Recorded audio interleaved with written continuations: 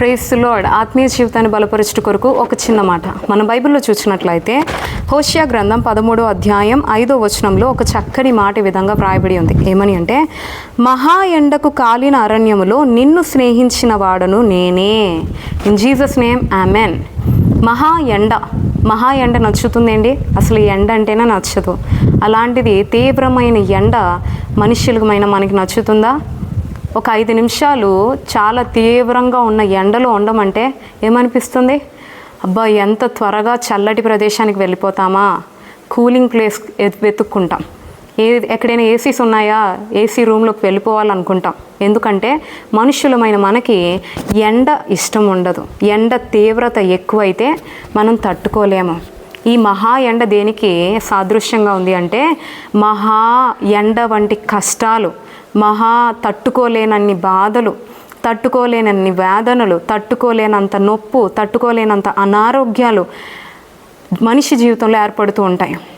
అయితే అలాంటి తట్టుకోలేని సమయంలో ఈ వేదనలు బట్టి, ఈ తీవ్రత కలిగిన పరిస్థితుల్ని బట్టి, కష్టాలని బట్టి మనుషులైతే నిన్ను అటువంటి సమయంలో ఆదరించలేని వారిగా ఉంటారు. మనుషులైతే అన్నీ బాగుంటే, అంత బాగుంటే అందరూ ఉంటారు. కానీ నీ జీవితంలో ఏదైనా కష్టం, నష్టం ఉంటే నిన్ను ఇంకా పుండి మీద కారం జల్లేవారిగానే ఈ లోకంలో ఉన్న మనుషులు కనబడుతూ ఉంటారు. అవమానం వచ్చిందంటే, నింద వచ్చిందంటే ఎందుకు వచ్చింది, నువ్వేదో తప్పు చేసి ఉంటావేమో అని తిరిగి నిన్ను బాధించే వ్యక్తులుగానే మనుషులు ఉంటారు. కానీ దేవుడైతే ఎలా ఉంటున్నాడంట, మహా ఎండకు కాలిన అరణ్యం వంటి సమయంలో నిన్ను స్నేహించే స్నేహితుడను నేనే అంటున్నాడు. నిజమేనండి. కాలిన అరణ్యం వంటి ఎండిన పరిస్థితులు నీ జీవితంలో ఏర్పడినప్పుడు, కష్టాలు ఏర్పడినప్పుడు, తట్టుకోలేనంత వేదన, కన్నీరు, బాధ నీ జీవితంలో ఉన్నప్పుడు ఈ లోకంలో ఉన్న మనుషులు అయితే నిన్ను స్నేహించరు. కానీ దేవాతి దేవుడైతే నిన్ను నిత్యము స్నేహించే నిజమైన స్నేహితుడిగా ఉన్నాడు.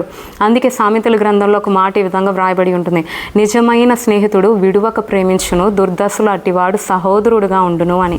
నిజమే, నీవు నేను సేవిస్తున్న ప్రభువు నిజమైన స్నేహితుడిగా మన పక్షాన ఉన్నాడు.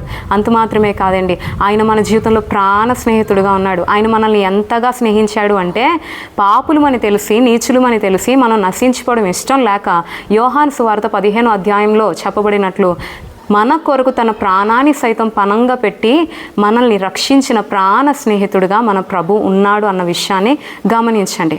ఈరోజు మీ జీవితంలో ఎండిన పరిస్థితులు, మహా ఎండ వంటి పరిస్థితులు మీ జీవితంలో ఏర్పడిన నిన్ను స్నేహించే స్నేహితుడు నీతో ఉన్నాడన్న విషయాన్ని గుర్తించి దేవుని కొరకు ధైర్యంగా, బలంగా జీవించడానికి ప్రయత్నించు.